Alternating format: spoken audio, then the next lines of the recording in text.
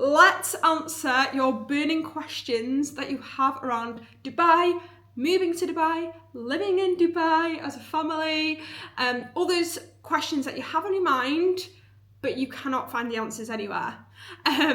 You tried typing it in Google, you tried searching the internet for these kind of answers, and you're just not getting anywhere. So what I'm going to do is I'm going to answer them today, raw form, honestly, and yeah, let's just dive into it, because what I did was I put a question box on my Instagram page and also the box on YouTube as well. So I'm going to be answering those questions that were inputted there. If you don't follow me already, follow me on Instagram at @thepoppyowen and also at @thepoppyowen on TikTok as well.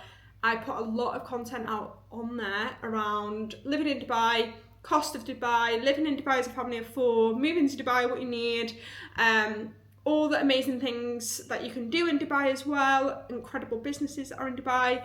I showcase that. So yeah, without further ado, let's just get into the good stuff. Okay, I'm just going to dive straight in. These questions are no particular order. I'm just going to go from the top of these questions.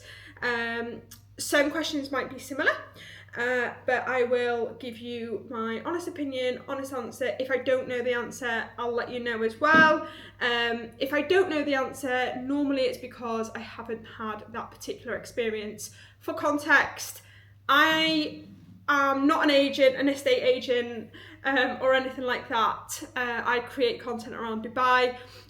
So there may be questions that I don't actually know the answer to, and you're probably best suited asking somebody who is an expert in that particular thing. If I know of anyone, I will recommend them for you. So yeah, let's get into it. Okay. We're moving next year for husband's work. Is it easier to find a job once there for me? This is such a common question that I get asked, normally because one of the partners have found a job, been offered a job in Dubai. Normally that is with a corporate job. They've probably got housing allowance, they've probably got given a package of some kind, which is awesome, and then the other one is either switching jobs or need to find a job in a different area, need to find something out in Dubai, and yeah, that's kind of a common case, I would say. I would say it just depends. Is it easier to find a job once there? In Dubai, it is all about who you know. So it's going to be a bit difficult to connect with people if you're living elsewhere and making connections, building relationships with people, get to know people when you're not in the country. The Dubai job market is insane. It's cutthroat. It's not as easy as people seem make out that it is.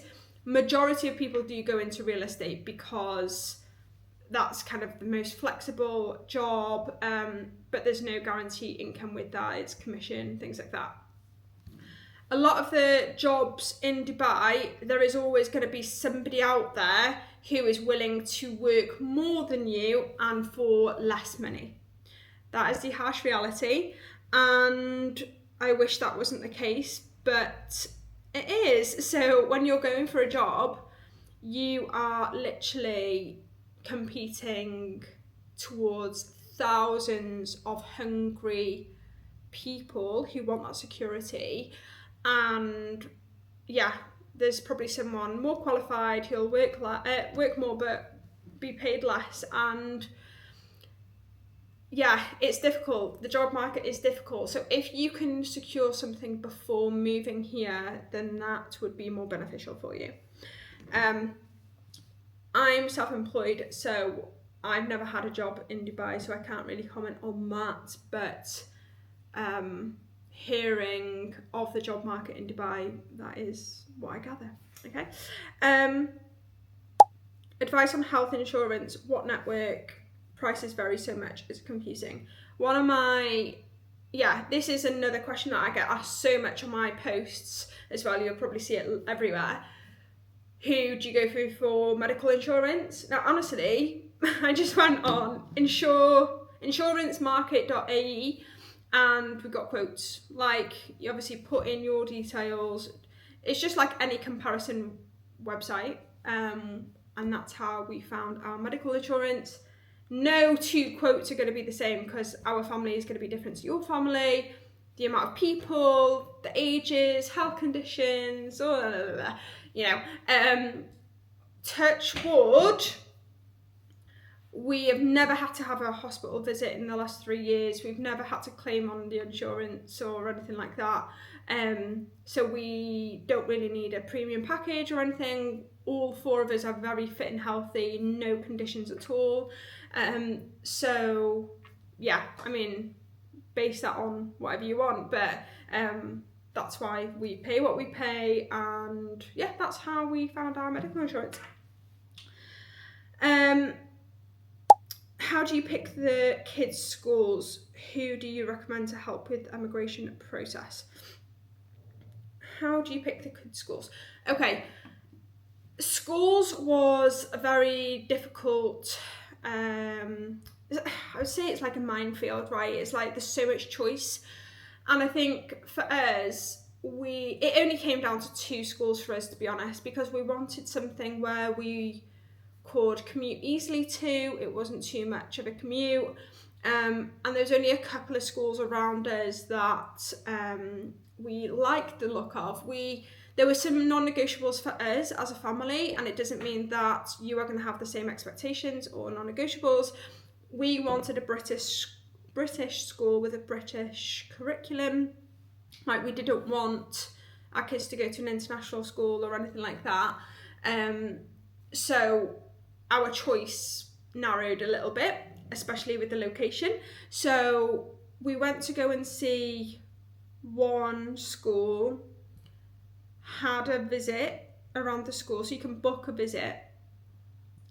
And to be honest, like, when we went, we just knew, like, the vibe wasn't it, you know? So we just knew that it was like, yeah, it's nice, but it's not the one, you know? And then there's a brand new school that had opened up 15 minutes away from us. It's actually the closest school to us, which is a British school. So it was like serendipitous, where it was like, well, that's exactly what we're looking for. It's around the corner from us, easy for us. We actually didn't compare any fees or anything like that. It was a case of like, we knew what we wanted. It fit exactly what we wanted. So it was a case of, hell yeah, let's just go for that. Obviously people go on recommendations, but I think what's really important is that you know your child or children, you know what kind of environment they're going to be best fit at, what expectation you have for your children, what level of education you want for your child. Like, all these are so different, and everybody's children are different to one another. So a school that is best fit for one family might be different to another. So I think it's really important to hone down on, like, what is it that you want and what's your expectations for your children, and then see who fits the bill for that and if it ticks all your boxes. Who do you recommend to help with your immigration process? So for us, it wasn't a case of like, because we weren't moving to Dubai because any of us had a job, we are self-employed. For us, it was about who can set up our business in Dubai and help us with that, because what happens is when you have a business, you get a visa underneath your business, so we needed help with that. So we used a company called Dubai Start Business. The owner of that company is Gareth. He was recommended to me, so I had a consultation call with him, and it was a case of like, yeah, he can do exactly what we're looking for. And then he did everything, or his team did everything, like got our visa sorted, everything like that, set up the business, set up our bank accounts, all of that kind of stuff. It might be different if you're working for a company and you're bringing over to Dubai for that. So yeah, hopefully that answers your question. Do you think it's financially better to buy or rent after you have spent time there?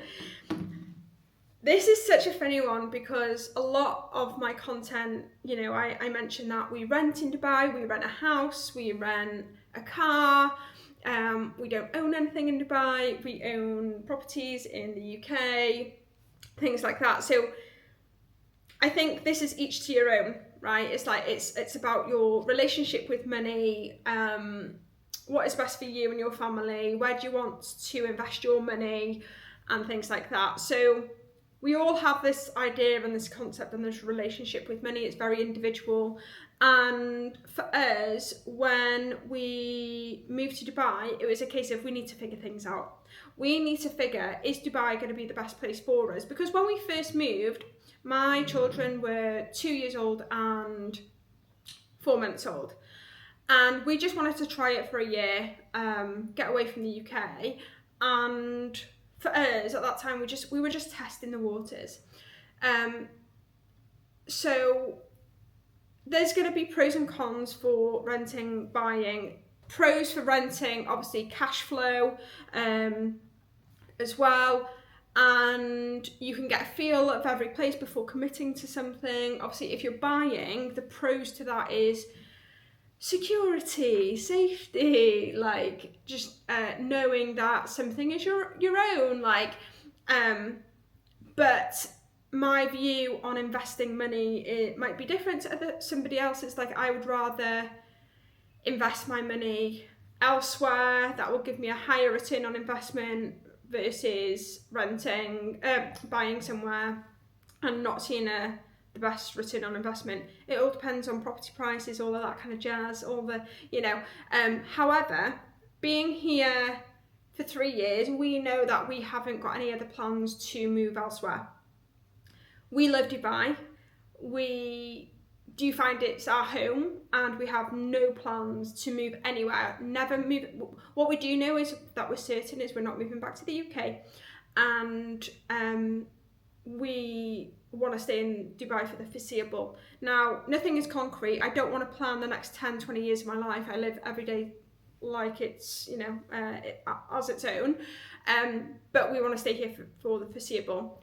Ben, my husband, has turned around to me the other day and said, I want to buy a property in Dubai next year. So, you know, up to you what you want to do.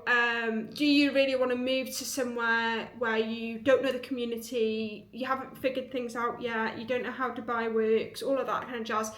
The thing is as well with Dubai, that to purchase a property in Dubai, like I'm no estate agent by the way, like or anything to do with property, this is just my knowledge because we have looked into it, you have to put at least like 20 or 30% down on a property and then you can get a mortgage. But equally, as a business owner, it's the same as the UK. So like, if you want to buy a property as a business owner in Dubai, you got to have a certain amount of years books of your self-employment in Dubai as well. So you're doing that, and then you've got to put 20 to 30% down as a deposit or down payment on your property. And then if you're paying off plan or like buying off plan, apparently you have to put like 40 to 50% down, and then you have to pay the remainder really aggressively, like every month or every 6 months you have to pay a huge amount down. So it's very different to the UK. So it depends on your financial circumstances. Like, is that going to be a good thing for you? Like for us, like moving to Dubai, already having properties in the UK, did we have 40 to 50% of property prices in Dubai to put down? Absolutely not. So, you know, when people are like, oh, why didn't you just buy? Or what do you think we are, like millionaires? No, like we haven't just got free cash like that to invest on property. Like that's just not the way we live our life. So yeah, each to their own. Take from that what you will. What is something you know now you wish you knew before moving? Okay, so this is a good one. So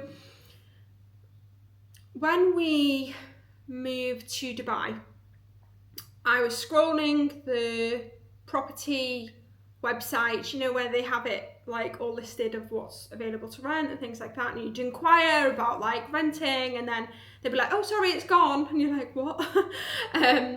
Anyway, there's just basically how they do it is they just put loads of properties out, and then like similar to what's available, and then based on your requirements and stuff, they'll just get in touch and be like, oh, what the property you wanted to view is already gone, I've got some similar, do you want to have a look, and then they're like, yeah, cool.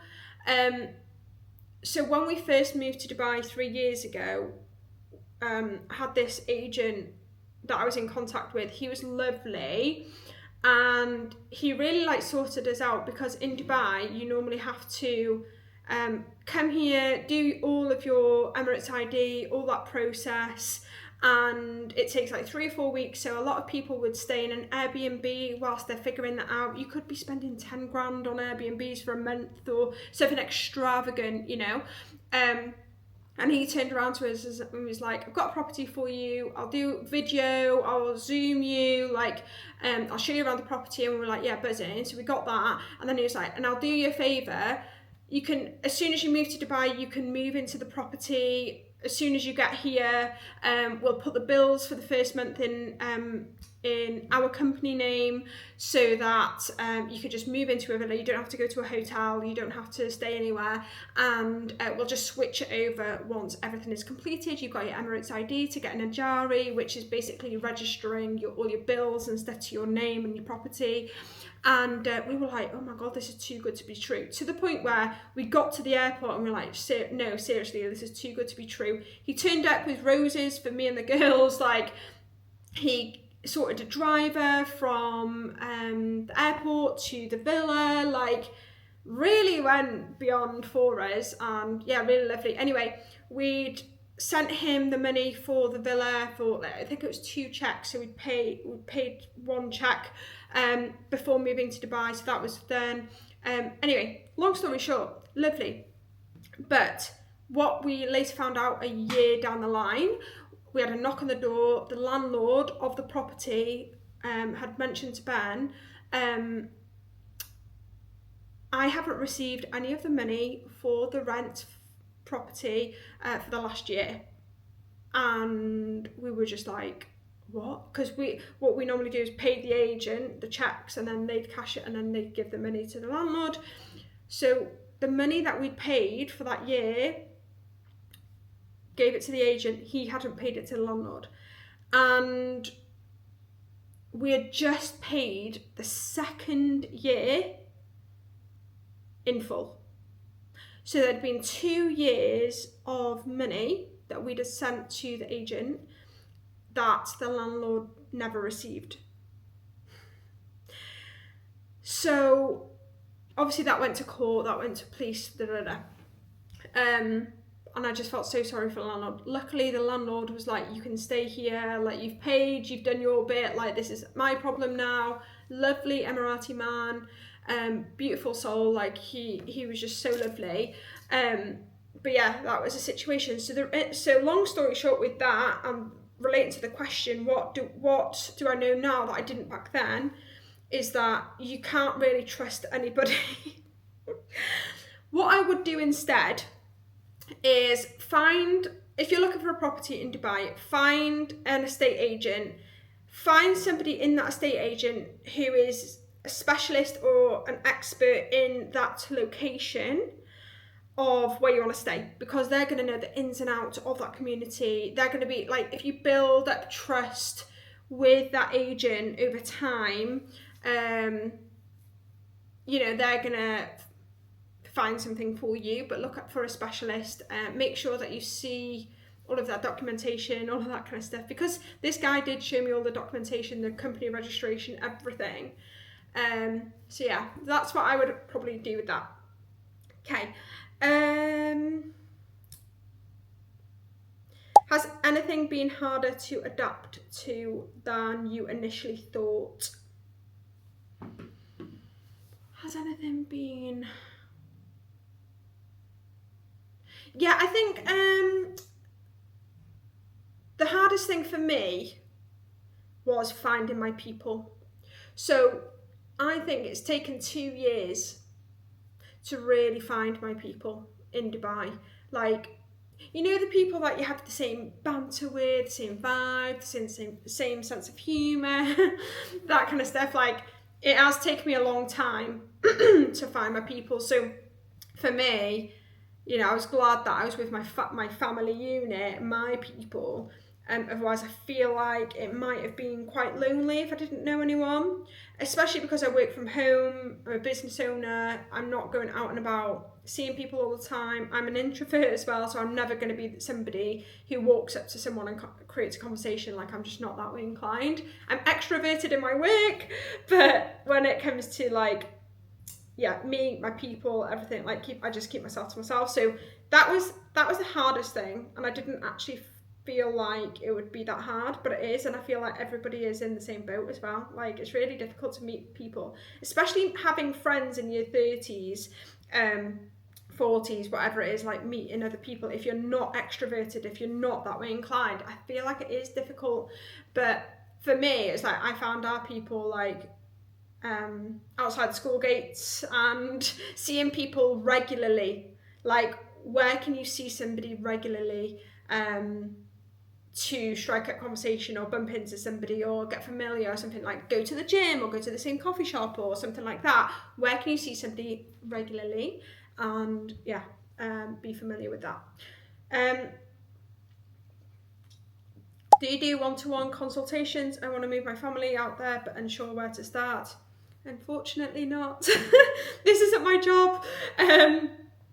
I would love to like have calls with people, and I would love to spend a lot of time with you guys to like for you to ask me loads of questions and stuff, but honestly, like, I don't get paid for this. And I just do it for fun, and I think like I needed this when I was moving, so that's why I do it. However, like, if there's something particular that you need to know or anything, like, I can find you an expert. Like, there are people out there that do this as a job, as a firm, as a business, that can really help you, and they're probably more knowledgeable than I am as well. Best place to live for a middle-aged couple relocating to Dubai. I think it depends on like your situation. Like, are you a middle-aged couple? I suppose you would say if you were with kids or not. Middle-aged couple. Honestly, like, when people ask me where's best to live, every part of Dubai has a different vibe, and it also has a different budget. So you're looking at the Palm, JBR, Marina. That's a top end place, yeah. Like, you've got to be earning some serious money to be in the hustle and bustle of it all, and downtown and things like that. More lively, more going on. You're really in the thick of it there. And if you're middle-aged and you want to meet loads of people and just be around people all the time, then, you know, go down that end. If you have a family and you want more of that quieter community life, then you have got, if you're on more of the like more affordable budget, you want to go like Town Square, Mira, Damac Hills 2, further back into the desert, or you want your family life, the community element, and you can afford to splash out on your property and things like that, then go more like Damac Hills, Arabian Ranches, those kind of areas, because that's like in the middle bit of Dubai. So and then places like JBC, that's great for like just couples who want to walk places. Thing is, with JBC, it's very busy. There's always construction going on. I don't know how anyone lives there, to be honest, because the constant drilling, oh my god, would drive me insane. But equally, I work from home and I record things like this, so for me, that would drive me insane. So yeah. Okay, more. Please tell me the best medical for elderly people moving to Dubai. I can't help you, I'm sorry. I don't know anybody who's elderly who's moved to Dubai, and like I said, you might want to go to insurancemarket.ae for that. We are scared we will miss the UK. is Dubai really the best for young families? Firstly, what is there to miss about the UK? That's the thing, right? Is that like people build a life of certainty. They know exactly what they have, they know who they've got around them, and it becomes comfortable. That's a reality, right? And it becomes scary once you go outside your comfort zone into the unknown. And yeah, and it's the whole mindset thing, isn't it? Of like, I am a strong believer that you are not a tree. You do not need to stay in one place for the rest of your life. One of the biggest things people used to say to me, but what about my friends? What about my family? And I get it. Like, I love my friends and family to absolute bits. Like, they are my world. And I find it difficult that I'm in Dubai and they're still having fun together, meeting up together, like, and I miss that. And I miss out on that. And especially with the kids being young and like them not being able to see their grandparents as much and the family and things, like it's devastating, right? But the reality is that I wasn't happy in the UK and my mental health took a beating on that. I was the unhealthiest version of myself. I wasn't the best person I could be. So that meant that if I stayed in the UK, it would be for somebody else, for the benefit of somebody else.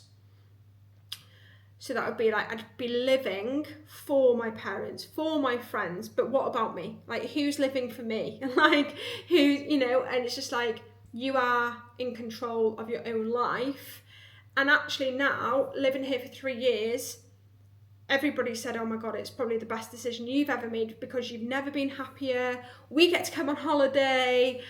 We love seeing your life experience in Dubai and we love how happy you are. And I just think like, yeah, and your life is what you create it. So if you could have the mentality to come to Dubai and was like, do you know what? I'm really going to fucking go for it. I'm going to go all in. I'm going to make it work. Like, this is my life now and go all in on it. Then you're going to have a better life basically, because when you're like, oh, like, yeah, we'll try it, and you've always got a plan B, then plan A is never going to work because you're never going to go all in on it. So I just think like it's a mindset thing. It's like it's absolutely human to be scared. Of course it is, because you've built your whole life somewhere and then you're up and leaving for another one. But there's always that thing of like, you can't just always move back if you need to. Like, you're all right, you're going to be all right. And everybody in Dubai wants to see you win. So everybody will know somebody that'll help you in some kind of way. You're always one conversation away from getting what you want. So yeah, you'll be fine. What would you do differently if you moved again?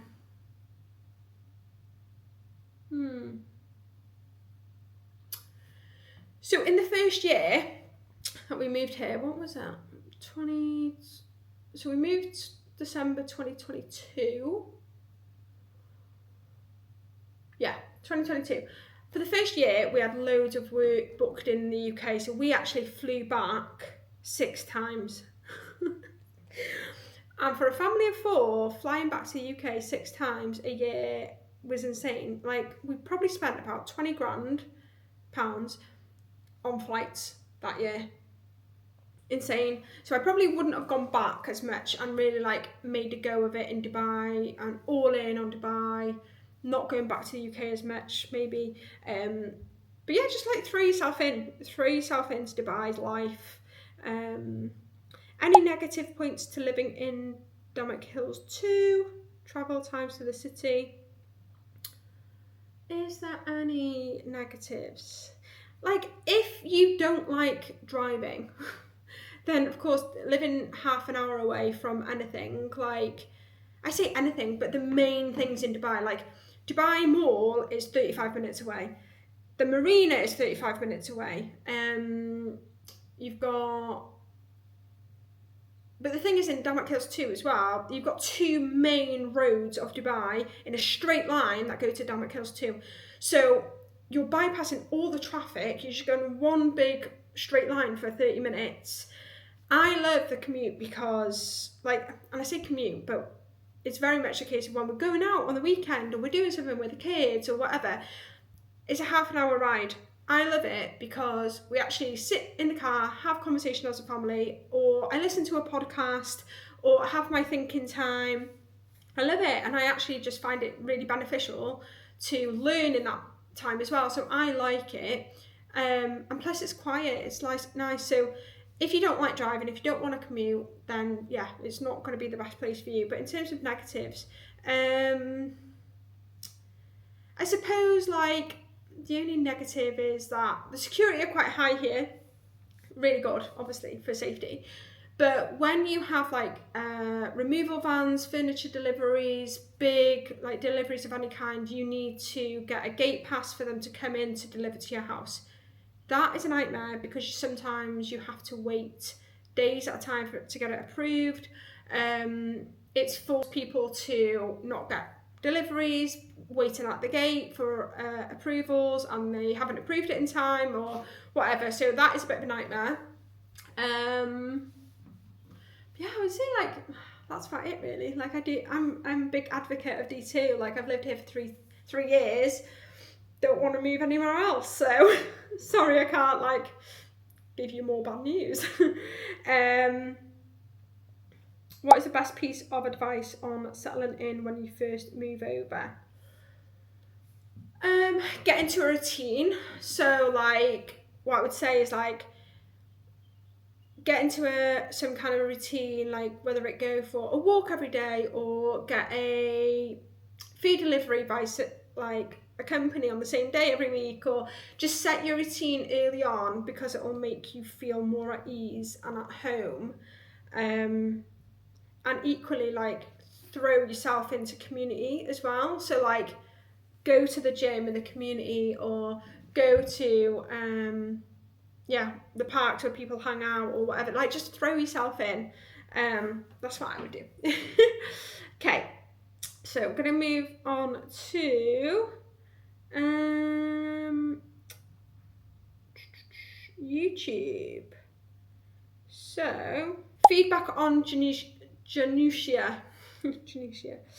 I don't know. I don't live there. I live in Pacifica in D2. So I don't know of any other clusters. I'm sorry.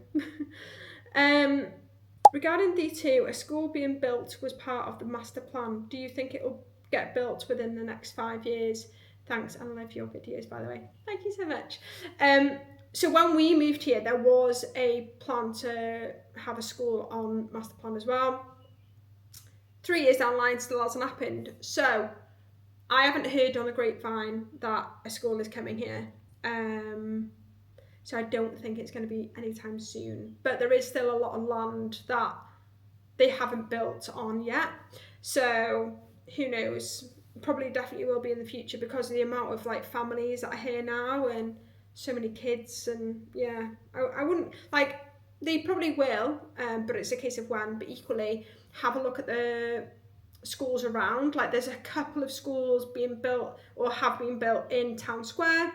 Obviously there's one in Mira, which is where my kids go to, 15 minutes down the road. So they're all in around the community areas, just not in D2. I've seen a few comments about really bad smells in D2. Is this an actual issue? Is it just occasionally or quite often and limited to specific clusters? I haven't experienced it, but I know somebody messaged me the other day about it, saying that they could smell it in the water park. I've never been able to smell it in the water park. There's no issue of that in Pacifica. I've actually never experienced it, so I can't really comment on that. But it's not a constant, because otherwise we would have heard about it. We would have gone into the groups and it would have been a constant conversation. So I don't think it's a common issue. It might just be like occasionally or very rare if it does happen. But yeah, it's not an issue that I know of. People don't talk about that as well. Another few questions that I do have in my DMs is like, do you have a nanny? biggest question. So So we have 2 kids, obviously British, UK. Our culture in the UK is very much a case of like, if you have kids, you raise them on your own. Like, you have your kid, you look after it. And I think that has been kind of distilled in me. So for me and for our family, we don't have a nanny. I am very fortunate that with my work, I'm very flexible. I can be at home, I can look after the kids. And Ben and I, because we both are business owners, we can look after the kids together. So we don't have a nanny. That's just a personal choice. I have my reasons for that. Nannies in Dubai are very cheap. That's why every family has one. They probably look at like 3,000 to 5,000 dirham a month, live in or live out. And I don't like anybody in my house, to be honest. Like, I don't want somebody in my personal space, and to have somebody in my house, I wouldn't feel comfortable with that. So I have a cleaner twice a week, and that's as far as it goes in terms of help. But I do know people have nannies and they've said that it changes their life. They get to live their life, you know, they have flexibility, especially when they have got no family here, and you know, they're used to having help in the UK but don't have any help here. Like, I get it, like, and I love that for everybody else, but it's just not for us, and we don't plan on having a nanny either.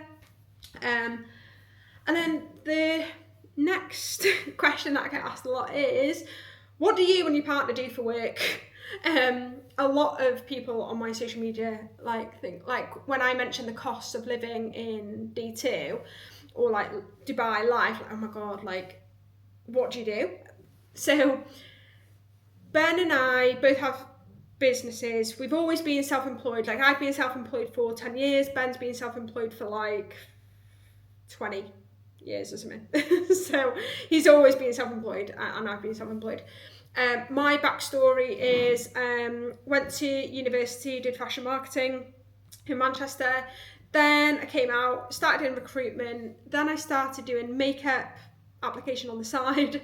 Then I started a marketing agency on the side, left my recruitment job, was self-employed from that moment. So that was when I was a makeup artist and I had a marketing agency. My makeup business grew, so I started becoming a makeup educator. I launched my own salon training academy. I had a product-based business, so I launched my own makeup brushes. I was an educator.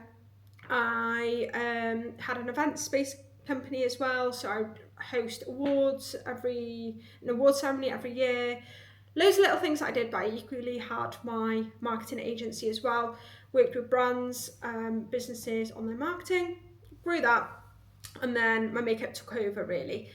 When COVID hit, that's when I went fully online. So I moved my business online because I wanted to be at home with my children, but I equally wanted to work. Like, for me, working is a huge part of my purpose. It's in my identity. Like, I love what I do, very creative. I don't know who I would be if I didn't work, to be honest. So I've always done that. So it allowed me to work and be at home with my kids. I moved fully online, became a business mentor. Did that for 4 years, so I would teach people how to make more money in their business using social media. And then halfway through becoming a business mentor, or like 2 years in or something, moved to Dubai.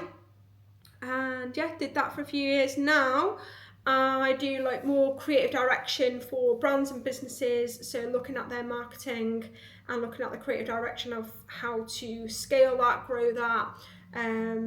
And equally, I do my content creation on the side. I say it on the side, but it is a lot of what I do. So I'm now a content creator for Dubai. So a lot of work with big brands.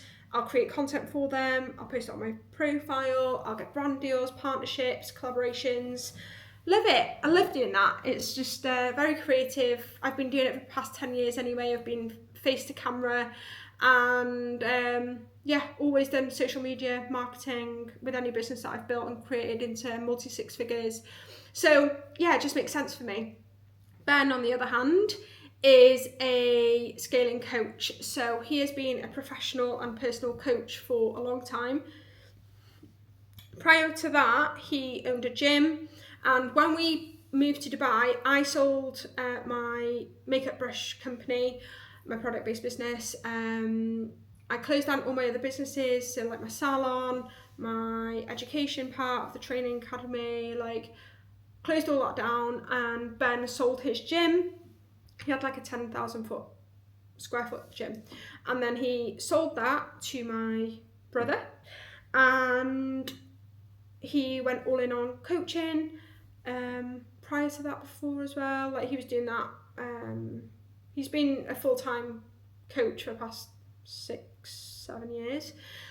And yeah, so he basically works with CEOs, founders, business owners, leaders, and helps them scale the company to more of like a 10x size of where they're at now. He helps them create impossible goals, makes them into reality, collapses time. So he'll work with them on a one-to-one basis or on a program basis. And yeah, so we're both self-employed and we both work from home, and that's all we've ever done.